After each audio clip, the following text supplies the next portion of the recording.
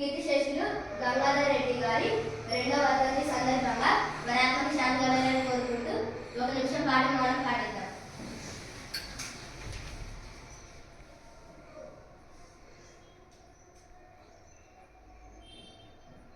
ఈ సందర్భంగా వారి సతీమణి సీతా మహాలక్ష్మి గారు, వారి కుమారుడు రాకేష్ గారు మనకి బ్రేక్ఫాస్ట్ ఏర్పాటు చేసినందుకు శ్యామ్ చిల్డ్రన్ హోమ్ తరఫు నుండి ప్రత్యేకమైన కృతజ్ఞతలు తెలియజేస్తాం.